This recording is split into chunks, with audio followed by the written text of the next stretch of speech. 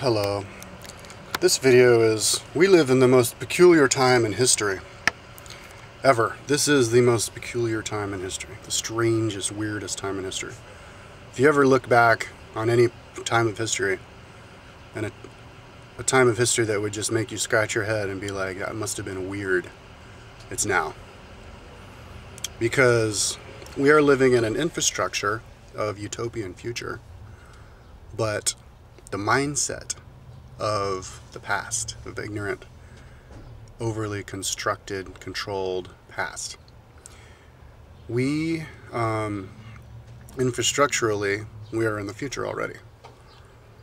We have all of the necessary inventions, and I believe even the power of free energy. But even if we don't have the power of free energy, based on energy that we can harness from the sun by putting solar paint on every building, and wind generators and dam generators and everything, we would have free energy.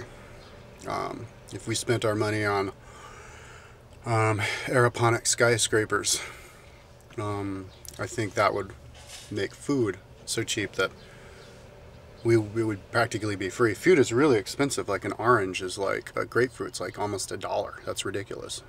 It should be practically free if you grow it aeroponically. And we put so much money into subsidies into cattle, which is a total waste of money, because they eat so much grass, like an acre per cow. And we have to subsidize that to make that stuff affordable, and it's still expensive. People are just addicted to that stuff. And they cause diseases and a lot of pain. They put a lot of pain into our mind atmosphere with their squalor, with the chickens as well. And war, spending 20% of our budget on war, when we really shouldn't do that. People from Iran and North Korea, well, maybe not North Korea, but Saudi Arabia and like screwed up countries, they have internet connection, and they're people too. I've got people from Iran commenting on my videos and watching my videos and stuff. You know, they're normal people. So we can just fix, and they know that their countries are fucked. Somebody commented on my video the other day, when I did a video, Republic versus Democracy, and they go, man, yeah, our country's screwed. So when they grow up and the old people retire in like 10 or 15 years, they'll fix their country. They don't need to be invaded. They don't need us to have some strong army. We just give them computers and give them technology, and they'll just change themselves, because we could teach them by example. Look how free and happy we are. And then they go, oh yes, teaching by example. I should have included that in my teaching by example video. How we can just change third world countries just by being us and spreading our way of life, rather than spending all this money. Because now we're teaching by example, by proving to them what they already think, that the person who conquers, he with the biggest stick wins, and all of that bullshit. So anyways, if we were all to make the correct decisions, we would pretty much not have to work. We'd work just to have extra money to do extra things. So, you know, if we all lived out of cars, all of our expenses would, and then, you know, put the work to all of the people to work creating these eco-friendly industries, we'd all live perfect lives in the world. Every third world country could be first world country. We wouldn't have to be killing, making extinct animals and all this stuff. That is how we live infrastructurally, with all the inventions that we have, with our internet and the computers and the way that we can communicate. We live in the utopian world already, with the way the infrastructure is. But our mindset is still in the past. We still spend all the money on a lot of extra money on policing ourselves and not trusting ourselves and having no faith in ourselves. $40 billion a year on the war on drugs. We can't trust ourselves to even buy asthma medication. I can't go into the store and buy an asthma medication. I have to pay $250 to some rich doctor to give me permission to have 5 of them. And I have to go in and pay money to have more again. Up until like last year or something, we weren't even allowed to grow marijuana, and now it's completely regulated, and it's just a plant. And now we have to pay another doctor all this money to give us permission, and we have to lie to the doctor and say that it's for like achy joints or like rheumatism when it's clearly just to get high. It can't be because you just want to be kind to your mind. And we're not allowed to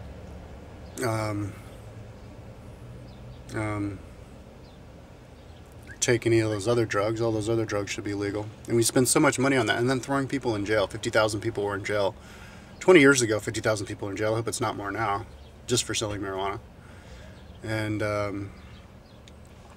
other rules and regulations. The litigiality is ridiculous. People just don't trust each other, and we don't have freedom. But in the educational system, people are told what classes they can take. You have the requirements, and you can't choose, and you can't legally just drop out of school. You have to. Well, I guess you could do the homeschool thing, but I think even then they would tell you what you have to do. But if you go to school, they tell you what classes to take. You have to take the math classes. I had like 10 times more math classes than I had of common sense classes like history or government. I had only a quarter of it in 8th grade of government. And then you go to college, and you're paying out the ass yourself with your money, and they tell you what classes that you can take. So that is the infrastructure of the past.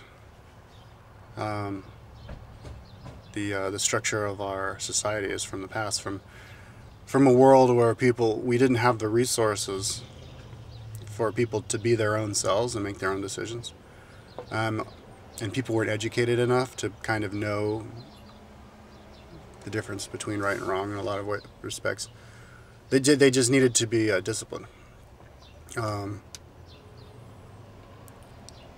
Like in the past, everybody mainly were farmers. Most of the people were farmers, and then the Industrial Revolution came, and people moved into the factories, and farmers got to work their own hours. So you couldn't have like farmer mentality working in the factory, because then the factory, the line, conveyor belt line would get bottled up if the guys didn't show up on time. So you had to train the people to do that, to show up on time and to work like a well-oiled machine. But the world isn't people aren't working in factories anymore so much. And factories can work in different ways. We have the resources to let people just work at their own pace, in any field, even in factories. So, but we still have the educational system of designing factory workers. You have to you can only take your test on a certain day. There's no sense behind that.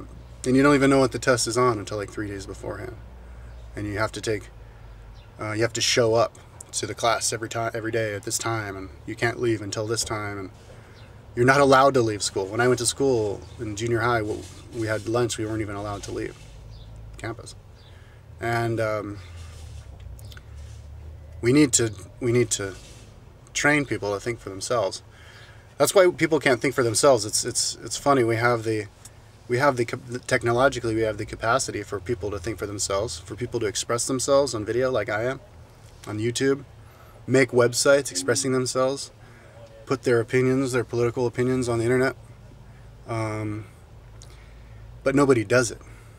People get on the internet and put anonymous names as their profiles on YouTube and never upload videos ever. Even to say, hi, this is me, hi, just to introduce myself, don't even do that. And you never know what anybody's opinion is. All you know is what they're against by them commenting and saying, fuck you, you're a douchebag, faggot, go to hell. So at least they know that you're against this particular. But you don't know anything about them. You don't know what country they're from, how old they are, what's their name, what's their sex, you don't know anything about them. They're the eyes without faces. And that's because of our educational system. We train people to not have any control over themselves. If you raise a baby, you know how they have the babies strapped in the arms so that you can just like lay the baby down on the dirt floor while you go out and toil the field, and you don't have to have a babysitter. And the baby grows up his whole life with his arms fixed against his body. And then you just kind of shut them up in a wall. And when they grow up and they take them out in the world, it's going to be like Nell like that movie Jodie Foster, where she was the woman in the closet her whole life, and then they get her out. They're not going to know how to react. They're just going to, people are going to be lemurs, just following the party line, towing the party line. Oh yes, my family, we believe this, so fuck you to you guys. I was having this conversation with this person on the internet the other day. It was my video, religious statistics. Higher education makes people atheistic because statistically, that's how it is. Anyways, they're having an argument. They were an atheist, and they're saying that all religions were evil, and he's calling me an idiot, and said his IQ went down every time he talked to me, basically being an asshole. But only 10% of the people in the world are atheists. So if the atheists are, and I saw that movie, and No Intelligence Allowed with Ben Stein and those guys, those atheists, higher education people and scientists, were talking about people who believed in God as though they were idiots. Like, obviously, they wouldn't even argue. They'd be like, it's obvious, like, why would you, what idiots? But then the people who believe in God would probably say the same thing about the atheists. So instead of arguing, and this person, gave up on me. They just insulted me maybe 3 or 4 times and gave up on me. And so that's how they argue. That's how people argue. They go, oh, you guys are the idiots, such morons, I can't even believe you. And then your guys on the other side, oh, you guys are such idiots and such morons, fuck you, go to hell. And then that's all. That's how wars start. People just go around, go back and forth a couple times, and then it's like, let's go to war.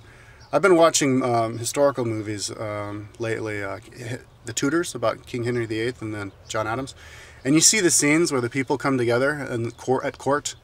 They meet the king at court, and there's, they're here to discuss like the matter of trade law or this or whatever.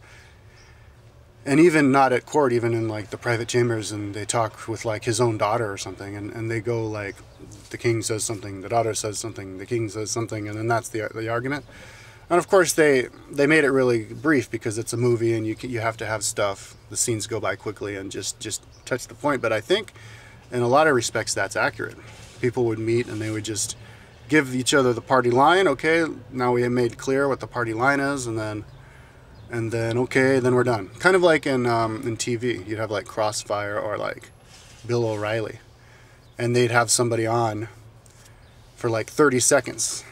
They give each other the party line, and then that's the end of the segment. And it doesn't get any in-depth than that. And it never gets more in-depth than that. And people don't know how to get it more in-depth than that. I've never had the most in-depth conversation that I had ever on YouTube, not by video, but by speaking, was where my Buddhism went wrong video. And it wasn't even anything about Buddhism. It was basically about God. They were saying that they're an atheist and there's no such thing as God. And I kept going back and forth with that person, and that was like a lot. That was like 20 comments or something. But then they gave up on me. But in depth, we have the technology now to have in-depth conversations. In depth because we have so much gigabytes on the internet. You can upload as many videos as you want.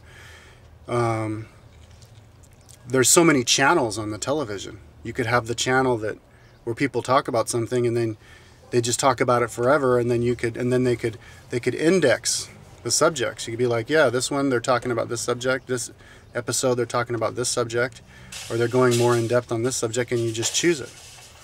And you could have like 500 channels, not like 500 different reality shows of people talking a bunch of nonsense, but people debating stuff in depth. You get like Ann Coulter. I'd love to debate Ann Coulter. Because when people don't even know how to talk to Ann Coulter, they go, oh, I can't even believe how you say that. Oh my God, what a bitch. And then it's like, that's the end of the conversation. But what about how about like somebody who doesn't believe, like, how about like,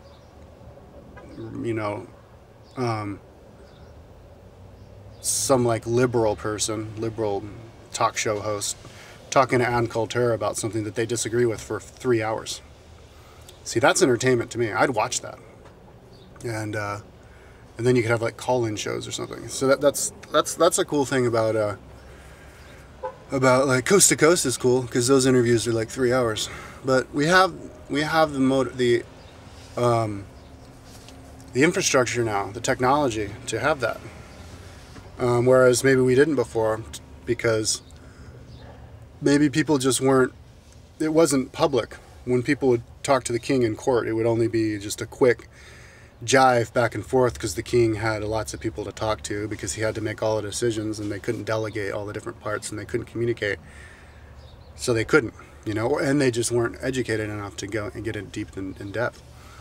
But back in the founding fathers, when people would have debates for president, they'd go on for like 5 hours and talk forever. And I think we're ready for that again.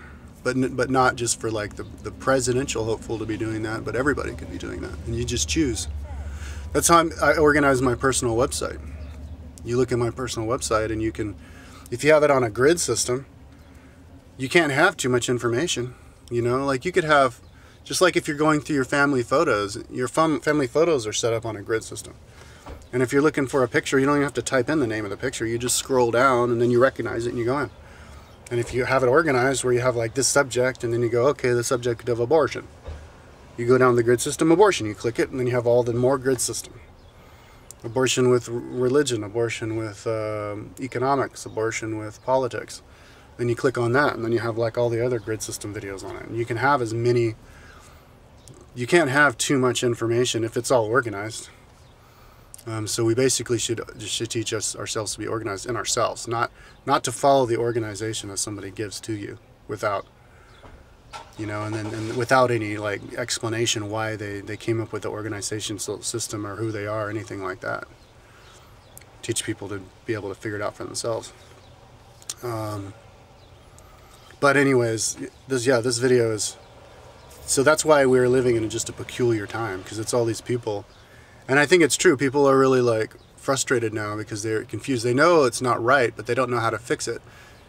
And if you tell them how to fix it, it's basically you have to just give up. You have to realize that the world's going to change to a point where it's unrecognizable to what it is now. Unrecognizable in the way that school is just something that you go to voluntarily. We literally have 100% freedom to do whatever we want. You don't have to go to school if you don't want. But you go because you want to learn. But you learn because you really want to learn. You want to fill up your portfolio, your personal website, to make it presentable. And you go to school to help yourself do that and to get yourself in the mix. Join the competition, because we're social beings. But so I think that's why people are really just kind of frustrated about everything. We don't have any respect for any of our political leaders, and I don't think we should, you know, like people like Sarah Palin, they just get up there and they just talk the party line, towing the party line, and saying nonsense, throwing in red herrings.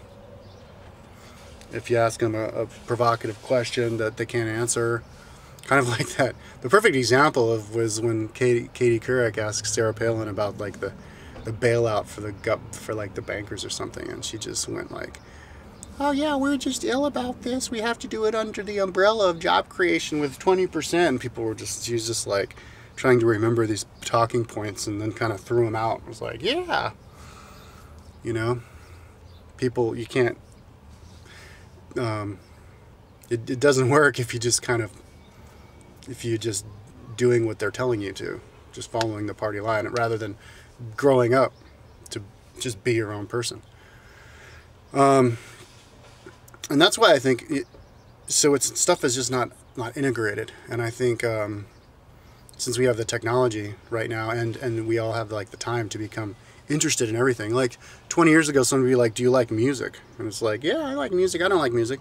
We're so much more complex now, where there's like, everybody likes music. Now you just go, what kind of music do you like? Or what's your favorite kind of music? Because we know that you like every kind of music. So when people are just about to like wake up to how multifaceted we all are, and when we do realize how multifaceted we all are, or become multifaceted, then we won't have all these like little compartmentalized representations of ourselves, where you have a Facebook, and that's like where you write what you did that day, and then all of your friends are the people who you know, and then you have your other thing, like where your Flickr, where your pictures, and then like YouTube, where you have like your profile just from your channel, just that you can like collect your favorites or whatever. But you have it all in one place. Oh yeah, and people with like YouTube channels, they have like all these different YouTube channels. with all these different names that aren't them. And so you can't really have a idea about the entire person. And people are individuals. We can all be gods unto ourselves and be all like universes unto ourselves. And the best way to express that is like if you go to that person and then you see everything about him. And we all learn about each other that way. And I think that's the way that we'll be in the future. And we just haven't woken up to that. So I think that's why there's just kind of so much like frustration. I think people are frustrated. People in the street seem nice and stuff, but if you like YouTube comments, people commenting on your YouTube, a lot of times they're not nice, and they're a million times nicer now than they were like 2 years ago. But a lot of times people just don't know how to be nice because they're just frustrated. They're just like, you're not like me, so therefore I hate you, so fuck you. And because they haven't realized that everybody is on this world expressing something that is real, that is valid just because it exists. And so they should just communicate, and that's where the fun is communicating, is arguing, not in getting angry because not everybody's like you, and thinking that you're the best and the smartest just because that's what like you were raised to think or something like that. Ooh. Anyways, so I think that's why like the world right now, we're in just a weird time of history where we haven't, we have free energy, but we're not using it. We're still driving around in cars that run on like exploding fires inside the hoods. We go up into space by blowing up fire and pushing the thing up. We solve political disputes by shooting each other with guns in other countries.